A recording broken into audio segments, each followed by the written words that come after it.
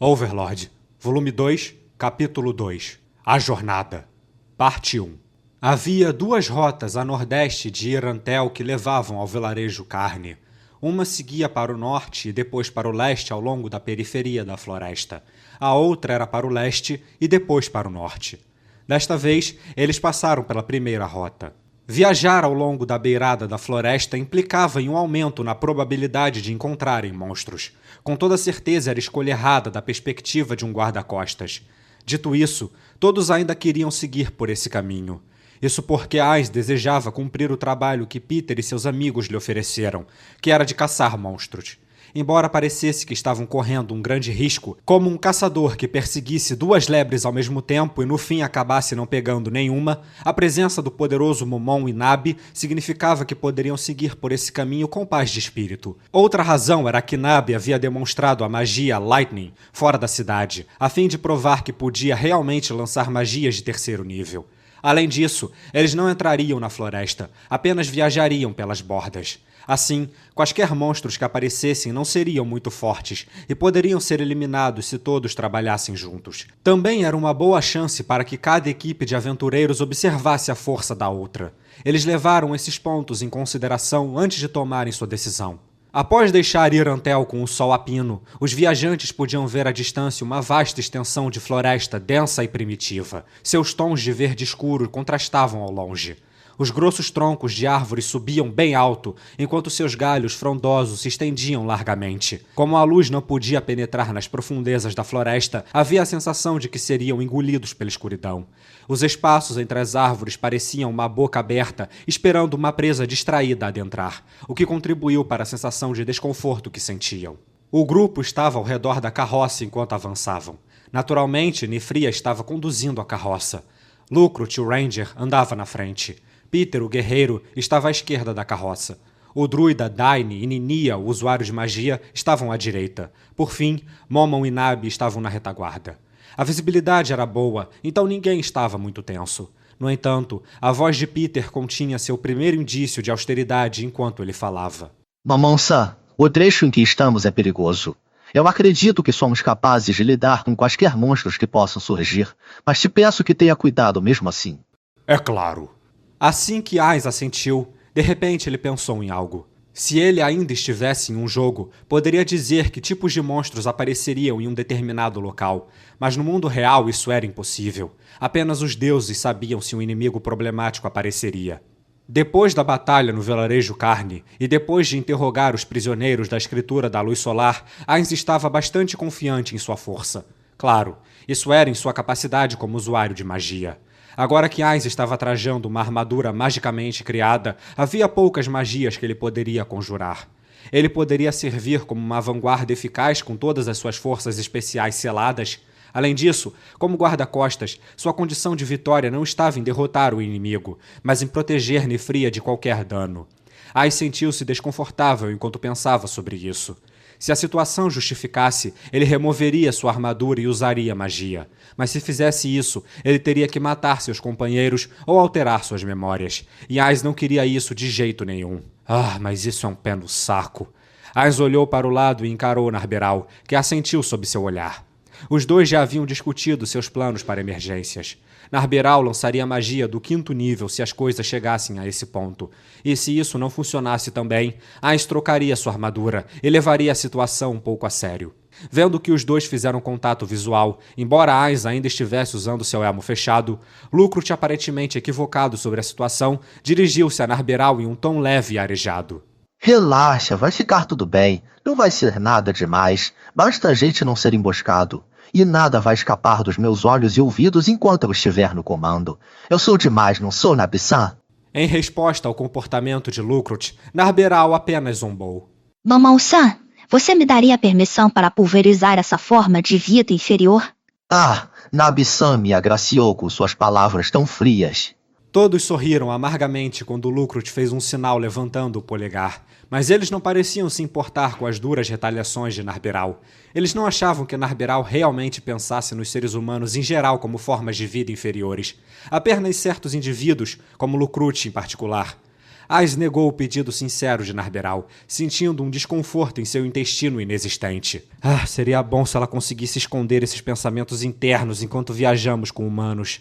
Nifria parecia ter entendido errado também e interrompeu. Vai ficar tudo bem. Na verdade, a região daqui até o vilarejo Carne é território do sábio rei da floresta.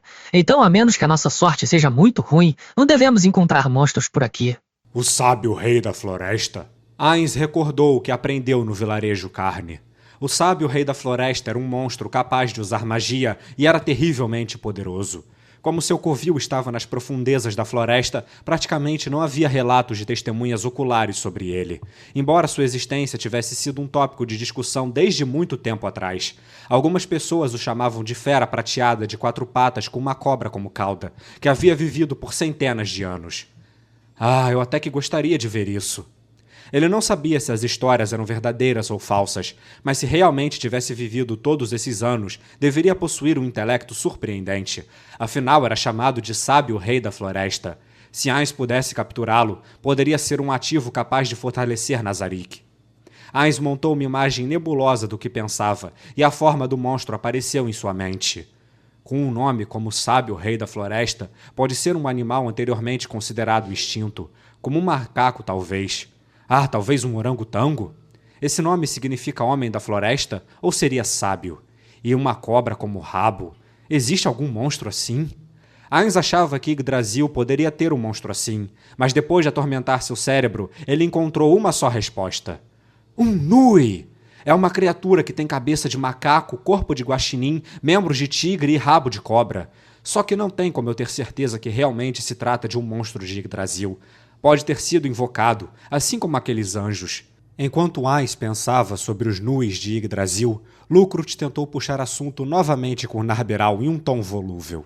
Eu estava aqui me perguntando, sabe? Se completarmos a missão perfeitamente, será que o carinho da minha amada Nabetian vai aumentar um pouquinho por mim?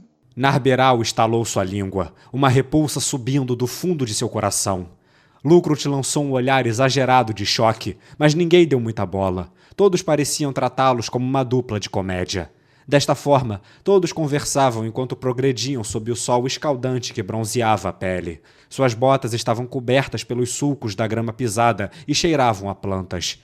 Enquanto observava todos enxugando o suor, Ainz estava extremamente grato por seu corpo de morto-vivo. A forte luz do sol não o cansava, mesmo usando essa armadura desajeitada e pesada. Apenas Lucrut permaneceu energético e alegre, conversando e rindo com os outros que estavam marchando em silêncio. Vamos, relaxem um pouco. Não precisam ficar tão alertas assim. Afinal, nada escapa dos meus olhos e ouvidos. Até a Nabetian confia em mim. Olha como ela tá tranquila. Não é por sua causa, besta ignorante. É porque temos uma Monsã conosco. Narberal franziu a testa. Sentindo que algo drástico poderia acontecer, Ainz colocou a mão no ombro de Narberal e seu rosto imediatamente se suavizou. Vendo a interação da dupla, Lucrut questionou. Eu tô começando a achar que as coisas são como parecem mesmo. Você é a namorada do Momon, não é? Namorada? Do que você está falando? Ele já tem a Albedo-sama. Sua... Ainz gritou em pânico. O que está dizendo, Nabi? Perdão. Os olhos de Narberal se arregalaram e ela cobriu a boca. Ainz tossiu e depois disse friamente. Lucrut-san, poderia não fazer especulações tão infundadas? Eu sinto muito. Era só uma piada. Eu não sabia que tinha outra pessoa, Momon-san. Lucrut estava curvado, mas não parecia arrependido. No entanto, Ainz não estava tão zangado quanto estava agora há pouco. Parece que escolher Narberal para esta expedição foi uma decisão tola. Ainda assim, apesar de sua má escolha, Ainz não tinha muitas alternativas. Afinal, ele não tinha mais ninguém a quem recorrer além dela. Quase todos os NPCs feitos pela guilda Ainz Ungom eram seres heteromórficos. Os próprios membros da guilda eram seres heteromórficos, afinal. Havia pouquíssimos entre eles que poderiam passar despercebidos se trazidos para uma cidade humana. Quanto a Narberal, pelo menos ela tinha uma aparência humana, mesmo que fosse um disfarce. Assim, ela era uma das poucas pessoas que ele poderia usar, embora não tivesse faturado sua personalidade na equação quando fez sua escolha. Dadas as circunstâncias atuais, talvez outra empregada de batalha como Lupus Regina Beta pudesse ter sido uma escolha melhor, mas já era tarde demais para se arrepender de sua decisão. O rosto de Narberal estava pálido por seu erro.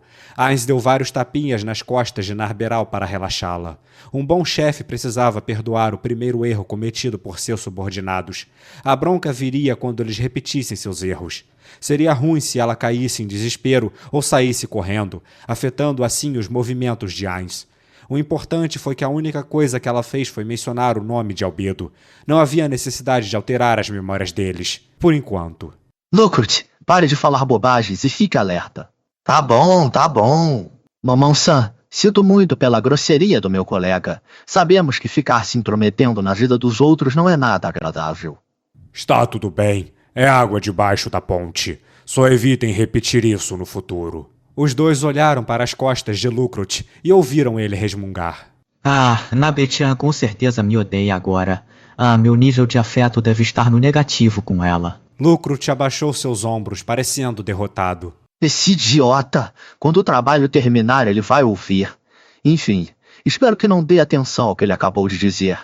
Bem, sobre isso, eu confio que vai repreendê-lo quando chegar a hora. Ele está sendo nossos olhos e ouvidos por enquanto, então vamos deixar por isso mesmo. Se me dá licença, tenho umas coisas para perguntar por ali. Claro, tudo bem, mas pode ter certeza que vamos fazer o Lucrut pagar pelo inconveniente. Depois que Peter sorriu e terminou a conversa, Ainz avançou para o lado de Dain e Ninia. Dain, trocando de lugar com Ainz, recuou para caminhar ao lado de Narberal. Posso perguntar algumas coisas sobre sua magia? Depois que Ninia assentiu com a cabeça, Ainz começou com suas perguntas. Nifria pareceu se interessar na conversa e começou a observá-los. As pessoas que foram encantadas ou dominadas por magia podem revelar as informações que carregam. Existe uma contramedida mágica que faz com que as pessoas morram depois de serem interrogadas várias vezes? Eu nunca ouvi falar de uma magia como essa. Ainz então olhou para Nifria, procurando uma segunda opinião. Eu também não.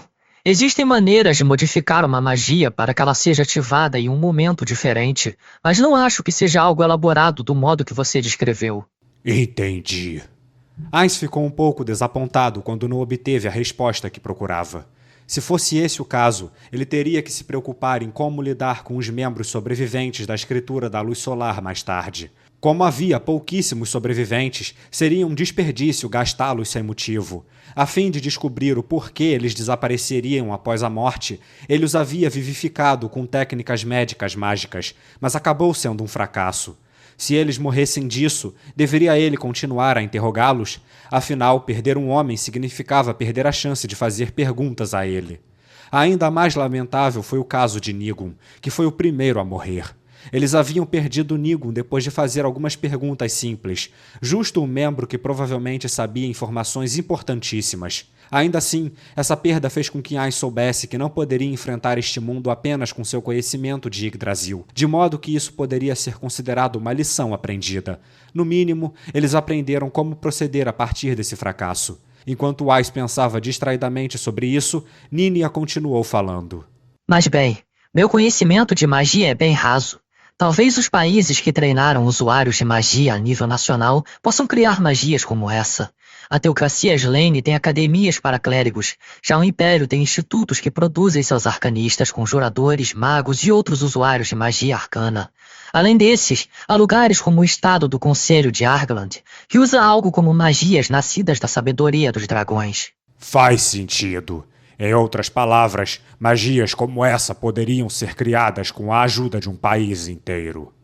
De acordo com as informações obtidas anteriormente, o Estado do Conselho de Argland era uma nação de semi-humanos, governada por um conselho. Era em oposição à teocracia Slane, que defende o conceito da supremacia humana.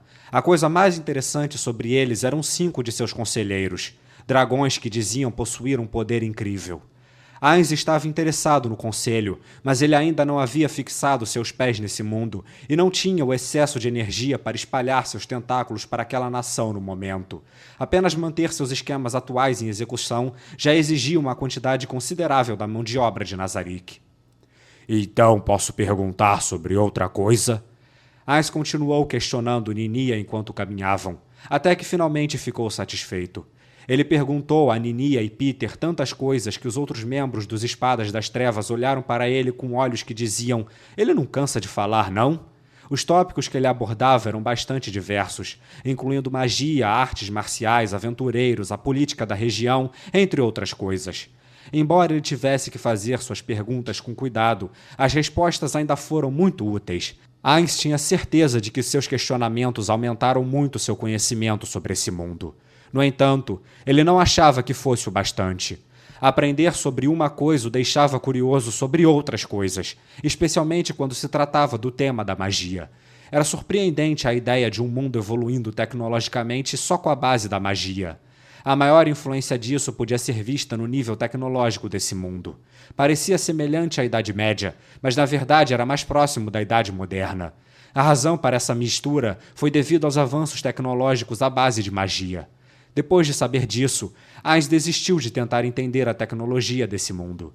Por ter nascido em um mundo altamente tecnológico moldado pela ciência, não havia como ele traçar paralelos entre o que ele já conhecia e um mundo que havia se desenvolvido com a ajuda de magia. Por exemplo, havia magias que produziam sal, açúcar e especiarias, assim como magias que restauravam nutrientes ao solo, removendo a necessidade de um período de repouso na agricultura. Além disso, havia o fato de que o mar aparentemente não era salgado. Todas as leis que regiam esse mundo eram amplamente desconexas do conhecimento básico de Ainz. Ainz perdeu a noção do tempo no processo de satisfazer as suas curiosidades. Detectei movimento. Lucrut disse de repente, em uma voz que continha uma sugestão de tensão. Era completamente diferente da atitude volúvel que ele tomara enquanto flertava com Nabi. Em seu lugar estava um aventureiro profissional e experiente. Todos se viraram para a direção em que Lucrut estava olhando e prepararam suas armas. De onde? Lá, naquela direção. Disse Lucrut em resposta à pergunta de Peter. Ele apontou para um canto da floresta, mas ninguém conseguia ver nada através dos troncos e folhas. Mesmo assim, nenhum deles duvidou. E o que faremos? Não vamos mexer com quem tá quieto. Se não saírem da floresta, vamos deixá-los lá. Então a coisa mais inteligente agora é seguir o plano e fazer o Nifriashi recuar em segurança. Enquanto discutiam o próximo passo, houve movimentos na floresta e monstros se revelavam lentamente. Havia 15 criaturas que eram do tamanho de crianças, cercadas por 6 criaturas enormes. O primeiro grupo eram os demi-humanos chamados de goblins. Seus rostos retorcidos tinham nariz achatado e 2 presas se projetavam de seus lábios vorazes. A pele deles era marrom clara, enquanto os cabelos negros e imundos pareciam ter sido modelados com cera. Eles usavam roupas esfarrapadas, a cor parecendo ferrugem queimada, embora não se soubesse se era tingida dessa cor ou manchada por sujeira. Além disso, eles pareciam usar armaduras rústicas feitas a partir de couro curtido de animais. Cada um segurava um tacape de madeira em uma das mãos e um pequeno escudo na outra. Eles eram monstros de aparência maligna, nascidos do acasalamento de humanos e macacos. As criaturas menos numerosas eram enormes, mediam aproximadamente de 250 a 300 centímetros de altura. Suas mandíbulas inferiores eram projetadas para frente e eles pareciam francamente um pouco lerdos. Seus braços musculosos pareciam troncos de árvores. Suas mãos quase se arrastavam no chão devido à sua postura corcunda. Eles usavam troncos como se fossem gravetos e peles de animais em volta da cintura. Eles fediam tanto que os aventureiros podiam sentir o cheiro apesar da distância que os separava. A pele morena bronzeada estava coberta de verrugas, enquanto seus peitos musculosos e barrigas pareciam bastante firmes. De relance pareciam muito fortes. Eram como gorilas despelados e distorcidos. Eles eram os demi-humanos conhecidos como ogros. Quase todos pareciam carregar sacos esfarrapados, como se estivessem em uma longa jornada. Os monstros observavam os aventureiros com cautela enquanto avançavam pelas planícies cobertas de grama. Eles poderiam estar a alguma distância, mas havia uma hostilidade inconfundível em seus rostos. São muitos. Parece que vamos ter que brigar, galera. É isso mesmo. Goblins e ogros são do tipo que atacam quando superam seus oponentes em números. Seres inteligentes saberiam que não podem julgar a força de seus oponentes só pelos números, mas esperar isso dessas criaturas é pedir demais. Ainz aceitava e entendia isso sem problema algum, mas mesmo assim ele ficou um pouco confuso, pois os detalhes eram bem diferentes dos jogos. Seja na altura ou na cor da pele, os ogros e goblins diante dele eram todos diferentes uns dos outros. Em outras palavras, cada um era único à sua maneira. Parecia que ele estava enfrentando 21 monstros desconhecidos. A realidade é bem diferente, não é mesmo? Ele sentiu como se estivesse lutando contra monstros desconhecidos em uma região inexplorada e sem o benefício de um site com tutoriais passo a passo. Ao recordar o sentimento daquela batalha em carne, Ainz começou a murmurar para si mesmo. Ei, Momon-san, Ah, sim. Alguma coisa importante? nós concordamos em dividir as tarefas meio a meio. Mas e agora, o que faremos? Não podemos nos dividir em duas equipes e eliminá-los quando atacarem. Seria uma dor de cabeça se eles fossem todos por um lado só. Nabi-san, você pode usar uma bola de fogo para eliminar todos os goblins de uma só vez? Eu não posso usar bola de fogo. A magia mais forte que posso usar é relâmpago. Ainz então pensou nas restrições que havia lhe dado antes. Relâmpago é uma magia que penetra em linha reta, não é? E que tal fazer o inimigo forlar uma linha e então usar a magia da Nabi para acabar com eles de uma vez? Nesse caso, precisaríamos de uma linha defensiva que possa segurar a ofensiva do inimigo. Deixem-me lidar com isso. Posso confiar em vocês, senhores, para proteger o Nifria-san na carroça? Momon-san, tem certeza? Eu ficaria envergonhado se um bando de ogros me desse problemas. Pessoal, peço que todos observem como eu abato aqueles ogros. Quando ouviram a voz confiante de Ainz, a compreensão surgiu nos rostos dos espadas das trevas. Seus corações encheram-se com a paz de espírito que veio de saber que eles poderiam deixar essa tarefa para ele sem ter que se preocupar. Entendido. Mas não vamos ficar aqui assistindo sem fazer nada. Vamos dar todo o suporte que precisar. Você precisa de algum apoio mágico? Não para nós. Caros amigos dos Espadas das Trevas, se concentrem em apoiar seus companheiros. Por favor, esperem um pouco. Se começarmos tão perto da floresta, há uma chance de algum inimigo passar despercebido. Se esse for o caso, devemos fazer o habitual e atraí-los primeiro. Uma excelente ideia. Momonshi vai bloquear a investida do inimigo, mas como vamos lidar com qualquer peixe que escape da rede? Eu atraso os ogros com a arte marcial Fortaleza. Daine, você vai lidar com os goblins. Ninia lançará uma magia defensiva em mim, e embora possa não ser necessário, você também deve tomar cuidado com a segurança da Nabi-san e usar magias de ataque sempre que possível. Lukrut, vá cuidar dos goblins, e se algum ogro passar pela linha defensiva, você terá que bloqueá-lo também. Se isso acontecer, mude sua prioridade para acabar com os goblins, Ninia. Todos se entreolharam e assentiram, mostrando que entendiam as instruções de Peter. Sua estratégia de combate foi decidida sem problemas, e seu trabalho em equipe foi impecável. Ainz ficou impressionado com essa exibição e fez um ruído de aprovação silenciosa. Ele se lembrou de Yggdrasil mais uma vez. Naquela época, Ainz e seus companheiros caçavam monstros com as mesmas estratégias. Jogar a isca, atraindo, bloqueando e atacando. Eles conseguiam lutar bem como um grupo porque estavam completamente familiarizados com os pontos fortes de cada um. Talvez ele estivesse sendo tendencioso, mas Ainz acreditava sinceramente que a coordenação deles não era fácil de se replicar. Os Espadas das Trevas não poderiam se comparar aos seus amigos da Ainzongom, embora ele pudesse ver semelhanças com seu próprio meio de trabalhar em equipe devido às suas estratégias. Momon-san, você precisa de alguma ajuda, mesmo que não seja magia? Não há necessidade. Nós dois somos o suficiente. Você soa bem confiante. Havia um desconforto nas palavras de Peter. Se a pessoa responsável por manter a linha de frente caísse facilmente, isso poderia levar a um efeito dominó que terminaria na equipe inteira se desintegrando. Ele deve ter se sentido desconfortável com a afirmação de Ainz. Afinal, isso não era um jogo, mas uma batalha onde suas vidas estavam na linha de frente. Você verá assim que começar, disse Ainz, encerrando a conversa com uma resposta curta. Peter-san, vamos começar assim que seus preparativos terminarem. Lukrut puxou a corda do arco longo até o seu limite. O seu arco começou a ranger. Com um whoosh, a corda do arco cortou o ar, disparando uma flecha em linha reta. Atingiu o solo a cerca de 10 metros dos goblins da planície. O ataque repentino e errado fez os goblins zombarem de Lucrot por trás de seus escudos. O objeto de sua zombaria foi a flecha cravada na terra.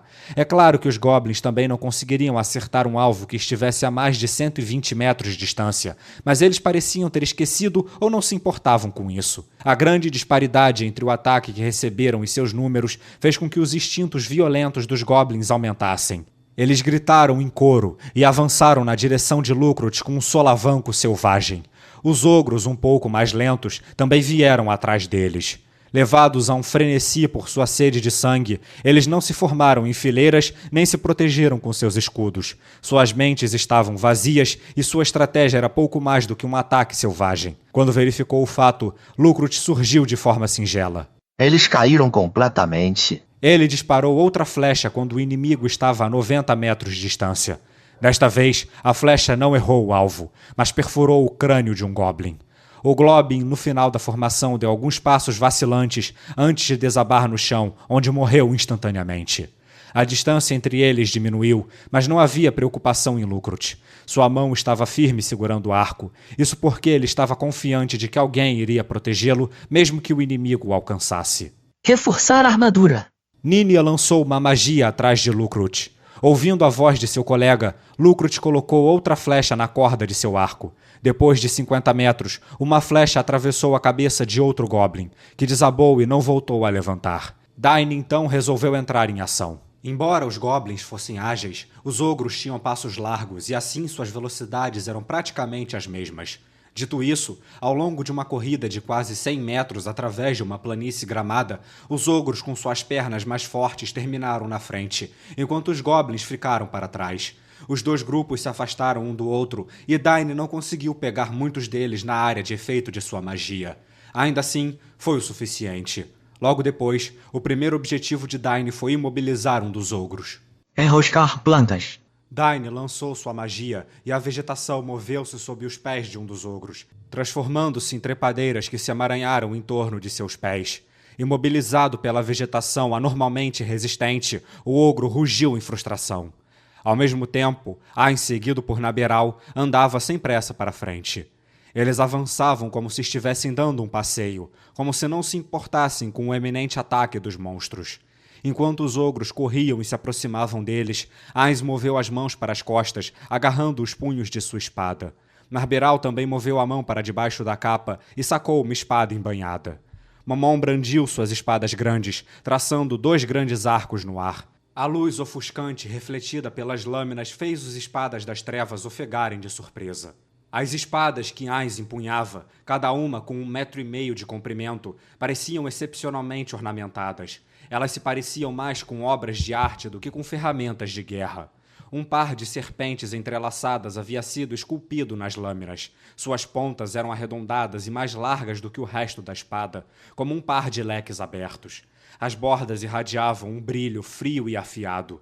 Mesmo uma bastava para ocupar a alcunha de arma de um herói, mas Ainz segurava um par dessas espadas. Ao contemplarem sua figura majestosa, os espadas das trevas respiraram em uníssono. Se o que eles viram antes os fez suspirar, o que eles viram agora foi uma cena que os deixou mudos. As espadas ficariam mais pesadas quanto mais longas fossem. Espadas compridas como as que Ainz estava usando não podiam ser manuseadas facilmente, mesmo com magia de redução de peso.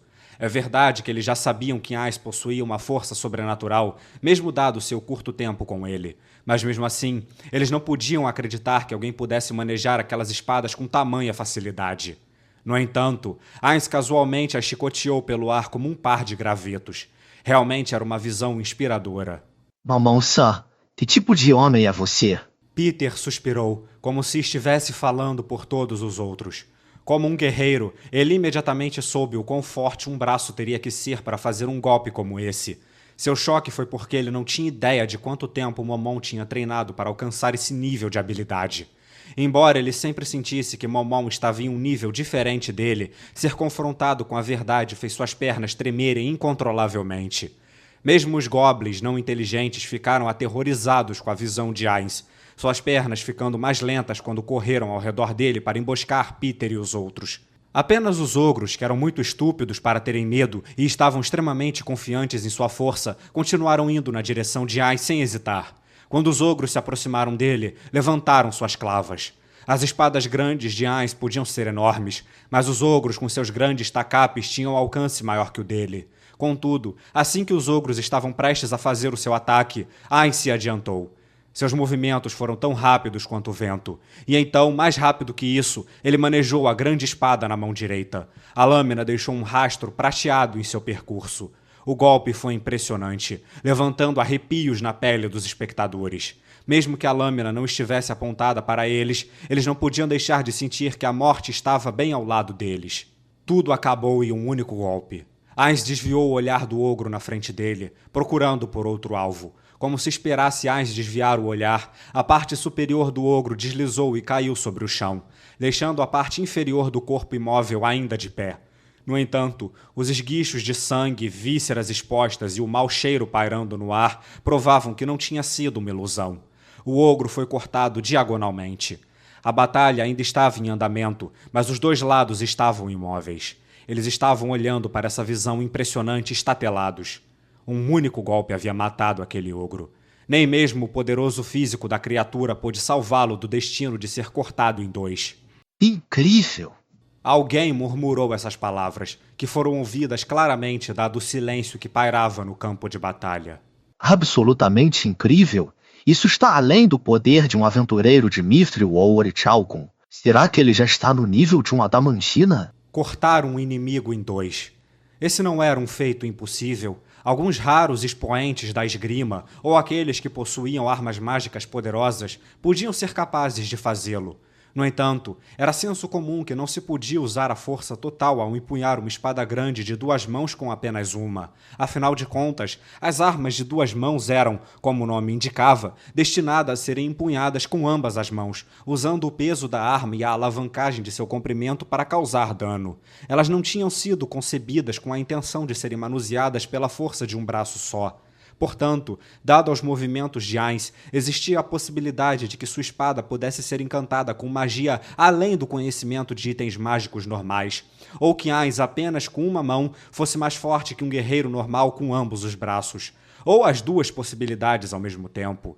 Diante dessa visão de cair o queixo, os ogros pararam de se mover inconscientemente e começaram a recuar com olhares de medo em seus rostos.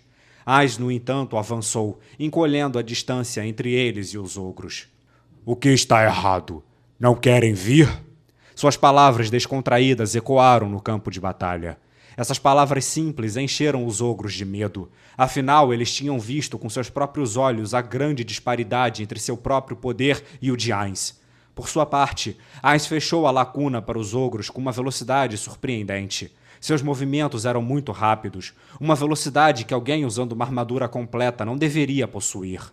Com um rugido que soava como uma mistura entre um gemido de desespero e um grito, o ogro diante dele levantou seu grande tacape para atacar Ainz que se aproximava. No entanto, todos aqui sabiam que o ogro era muito, muito lento. Quando Ainz se aproximou, girou a grande espada na mão esquerda horizontalmente. A parte superior do corpo do ogro girou no ar, caindo a alguma distância do resto do grupo. Desta vez, foi transversalmente dividido. Senhor Mamão, por acaso o senhor é um monstro? Quando outra cena de tirar o fôlego se desdobrou diante de seus olhos, nenhum deles conseguiu discordar das palavras de Daine.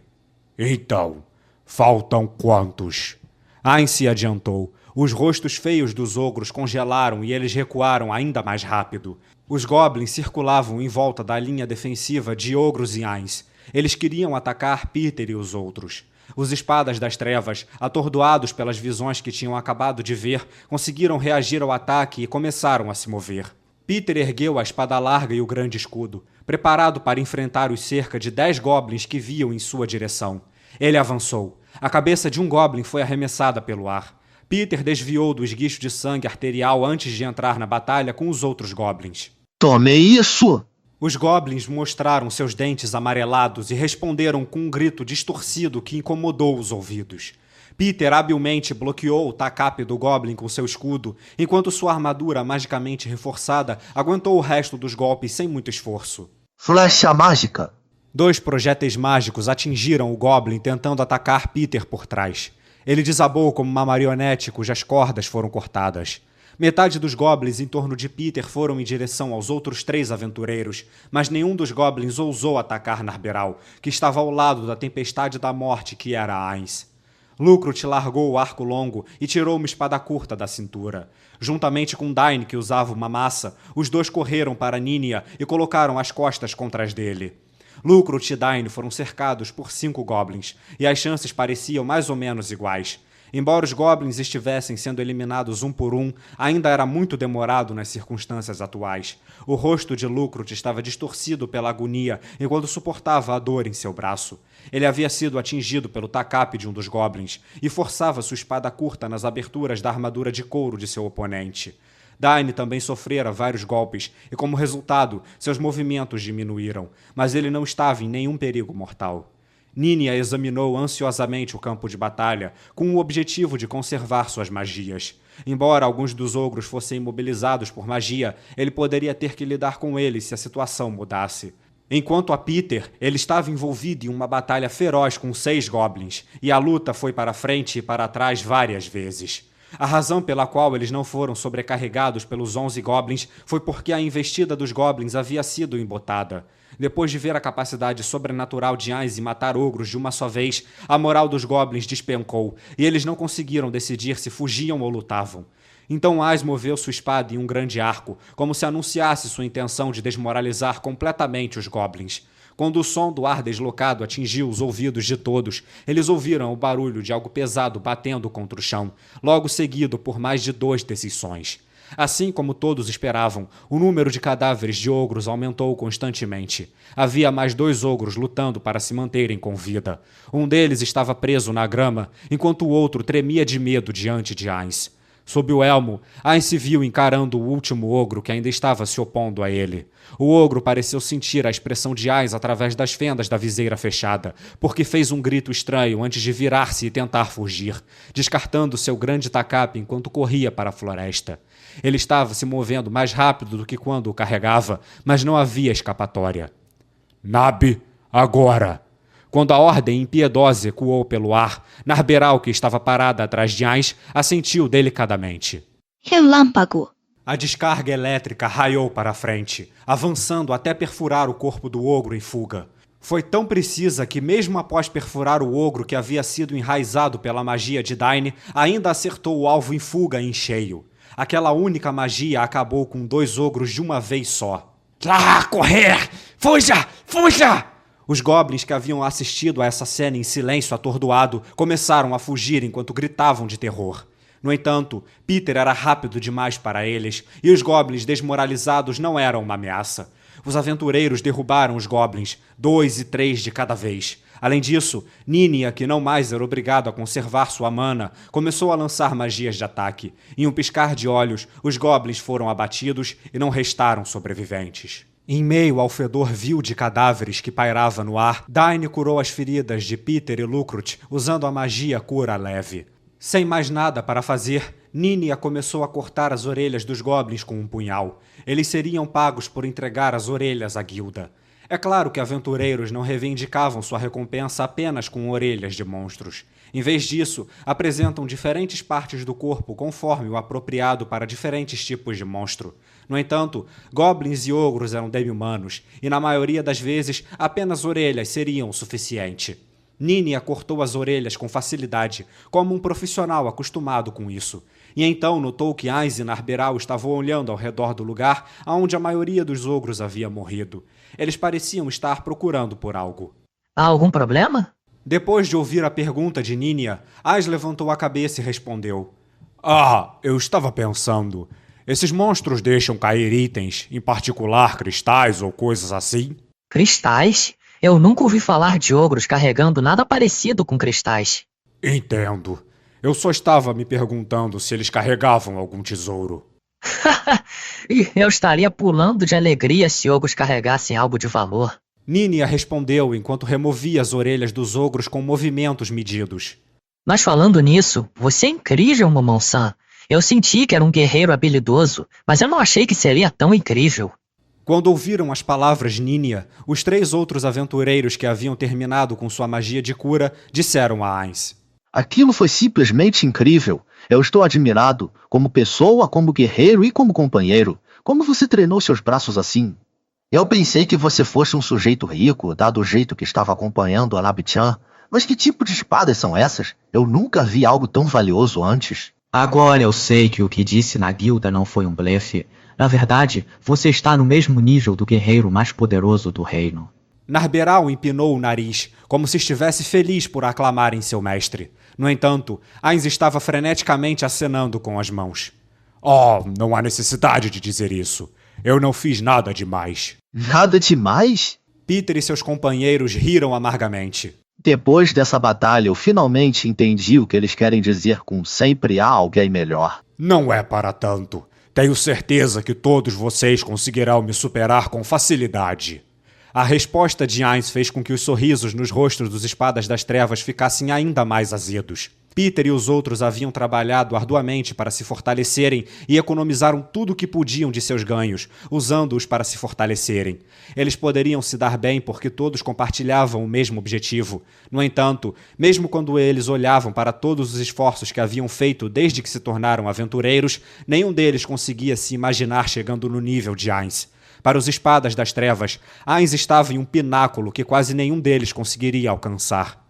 Essa pessoa viajando com eles algum dia se tornaria um herói, cujo nome seria conhecido por todos. Ele se tornaria uma grande pessoa que estaria no topo de todos os outros aventureiros. E todos estavam certos disso.